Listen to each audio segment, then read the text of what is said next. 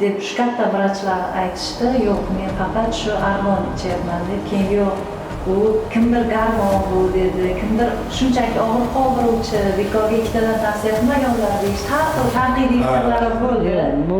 Va biz opam bilan hisoblab chiqdik, qiziqib buni kuniga 10 mingdan tushyapti. Bir kunga 13 ming tik yurishingiz uchun arzimagan pulda. Meni ismim Oltinoy. Men Termiz shahrida istiqomat qilib kelaman. Ish joyim Termiz shahridagi 1-umumiy o'rta ta'lim maktabida ona tili adabiyot fanidan dars berib kelaman. O'tgan yillardan sezib boshladim. Bu asab tizimimga juda kuchli ta'sir qildi. Chunki men bitta ishga yoki bitta topshiriq berildimi, juda ham kuchli mas'uliyat bilan yondoshaman. O'sha tezroq topshiriqni joyida bajarib qo'yishga harakat qilaman va bu jismonan emas, menga ma'nan ta'sir etdi, salbiy ta'sir etdi. Shu o'tgan yillardan boshlab shu ish faoliyatimdagi asabiylashishlar yig'ilib o'tgan yil asta-sekin ko'rina boshladi. Xo'p, o'tgan yili 2025-yil tushgan ekanman 28-iyunda ikkita grijda aniqlandi, 5 mm va 8,5 mm nimasida aniqlanganda ikkita. Shifokor ham sizga shunaqa o'qib bergan bo'lsa kerak.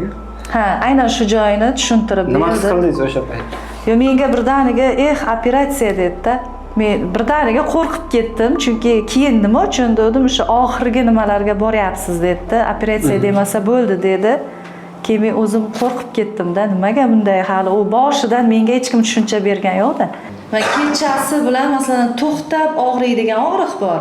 Bu grija to'xtovsiz chim asabingizga tegib og'riq bo'lar ekan. Uyqu endi juda charchaganingizdan keyin uxlaysiz, og'riqni sezib yotdim-da, kechasi bilan og'riqni sezib yotaman. Shu Termiz shahrida o'zim qaynopam yashaydilar, bizga yaqin joyda. Mana shu argon mahsulotidan ichib, ko'rib, foydasini ko'rgani uchun menga tavsiya qildilar. Argonni oldim, xo'jayinim bilan ichib boshladim, bir korobka oldik-da, shu ikkalamiz. Xo'jayingiz ham ichgan? Ular nimaga ichgan? Grija. Ular ham. Grija endi ish faoliyatida mendan ham endi jismonan mehnat ko'p bo'lgani uchun harbiy sohada ishlaganlar. Ikkalamiz bitta korobkani, mana shunaqa korobkani ichib boshladik. Menga 5-kun og'riq chap oyog'imdan o'ng oyog'imga ko'chdi og'riq. 5 kundan keyin yana kuniga ikkitadan shunaqa tartib bilan ichib boshladim. Keyin ikkita oyog'imdagi ko'chgan og'riq ham yo'qolib ketdi. Ikkita og'rig'im yo'q, bezovta qilmadi. Bir haftaga. Bemalol ishga to'xtamasdan, dam olmasdan yurib borib keldim.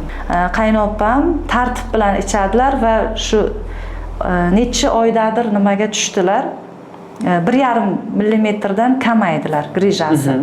Qog'ozlari bor hammasi. 6 mm dan 3 mm ga tushgan. Argon ichgandan keyin men bora olganim yo'q, qaynopam MRT ga borib, shu har vaqt oralig'ida tekshirib turadilar. Yana yaqinda tushdilar, yana 1,5 mm ga kamaydi. Men endi vaqtim bo'lmagani uchun obedgacha maktabda, obeddan keyin uyda dars o'tganim uchun vaqtim umuman bo'lmaydi borishga. Mana endi o'quvchilar kuzatdik, endi borib nasib bo'lsa tushishni niyat qilganman. Keyin o'zimni 80 yoshli onam borlar. Oltinsoy tumanida yashashadi o'zimni onam.